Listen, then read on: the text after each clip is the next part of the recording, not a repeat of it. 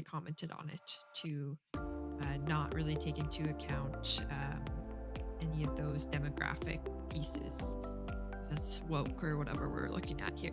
When, like, who cares? What do we have against beans? I love beans.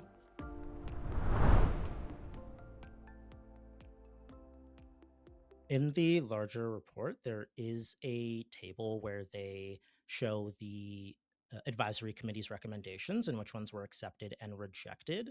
And we'll show this in the video version of this, but it shows that a lot of the things relating to things like legumes or plant proteins or emphasizing certain foods that were strongly recommended by the advisory committee were either rejected fully or partially, and this again simply just goes against evidence on some of these things in particular, or goes against evidence on research on what is either more protective or may contribute more to chronic disease.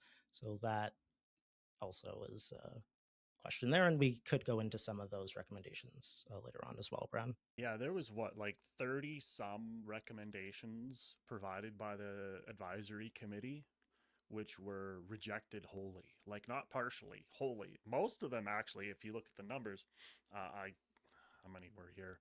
Above 50% of their recommendations were not implemented in these guidelines, which is, I can't even find the right word for that. And you can go through some of the recommendations and go, okay, I can see maybe where some of them could come from.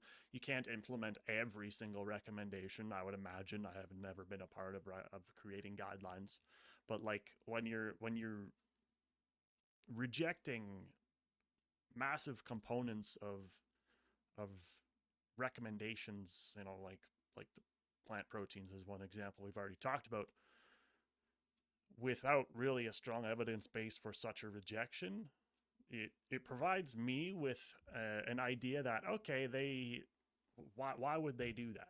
Why would they just clearly reject research in a lot of those areas? Not to mention, and we just to be clear, we don't have any conflicts of interest in this either. We don't get checks from Big Beans to say, hey, yeah. Why weren't they in the guidelines? But there's a lot of things going for that food group, and especially when we're in an economy like we're in right now, where food cost is very high for a lot of folks in terms of the percentage of their income that they spend on food. Grocery prices are not necessarily going down.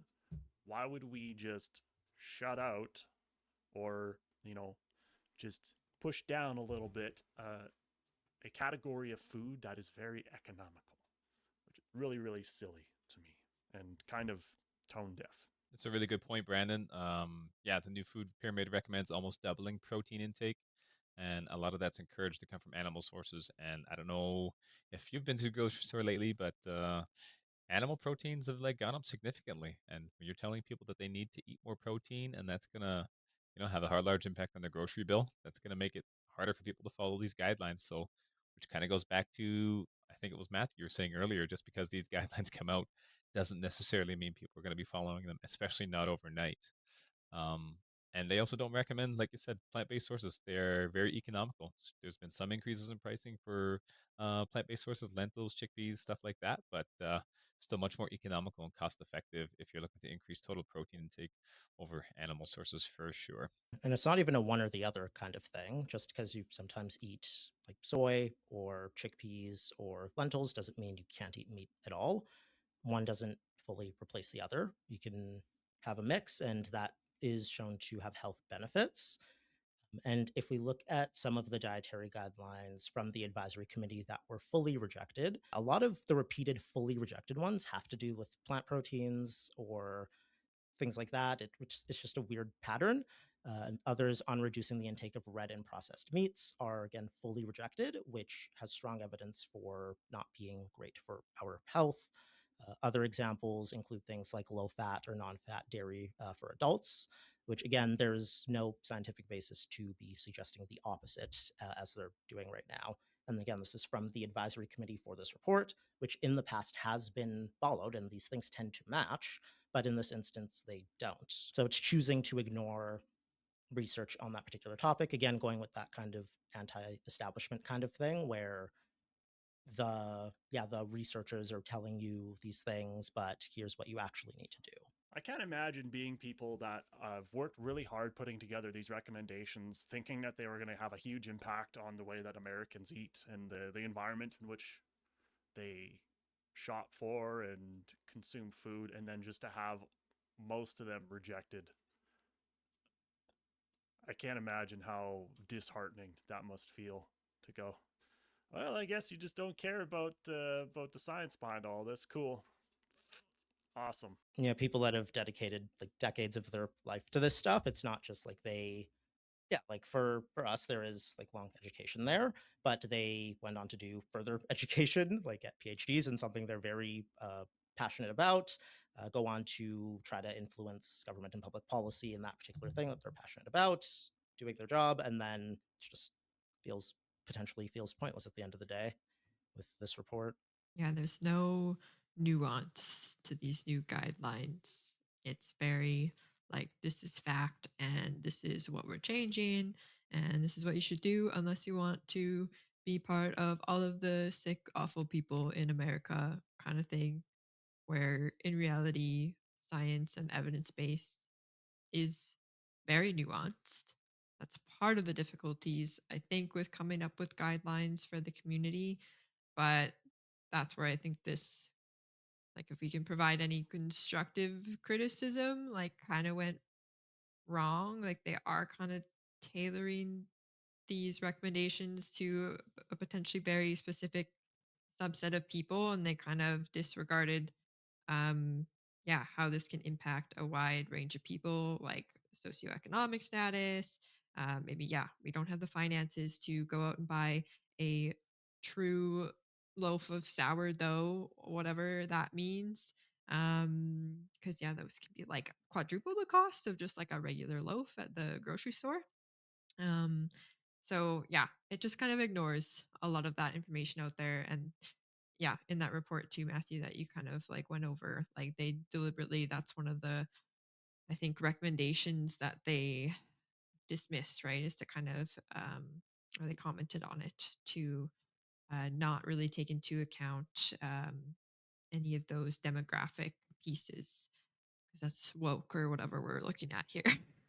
Yeah, above the chart where they talk about which recommendations were fully, partially, or not at all implemented, they have this, I guess, preamble where they justify it, saying that the report, in their view, was too much looking through a health equity lens and obligating reviewers to filter evidence through considerations of race, ethnicity, culture, and socioeconomic status.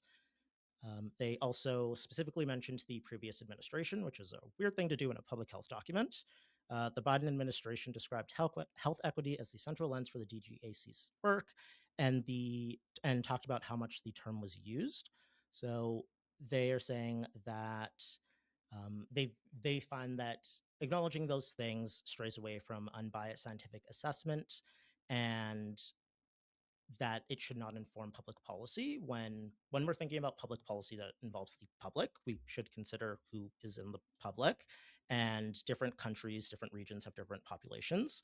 This isn't just race and ethnicity as they mentioned, but it's a lot of other factors for what's our starting place for what the health behaviors are in this community, what are the foods that are common, that kind of thing. And those things should be considered when you're making a broad-based population level tool. They are general, broad public health guidelines, and things like that will be taken into account there. You should also note that some of the things that they rejected not only are good for socioeconomic reasons, like Mike said, where they can lower food costs, but also are in line with what the science in itself, unattached, not attached to any of those considerations. What the science itself says is also resulting in positive health outcomes, like some of those plant proteins. So it can be both without those things being connected. It can individually be something that is shown to have health benefits, regardless of someone's race, ethnicity, or culture, but it can also at the same time kind of address that some communities maybe eat more meat, some maybe eat more plant proteins. It doesn't have to be one or the other. It's kind of a false dichotomy that is then used to reject things that are scientifically backed and also just make more sense at a broad population level. What do I do if I'm a human and I can't afford a lot of the foods that are being recommended? I guess I just am not a good human. That's what the guidelines say. I think that's probably where the personal responsibility part comes in their tagline for the new food pyramid. It's kind of interesting.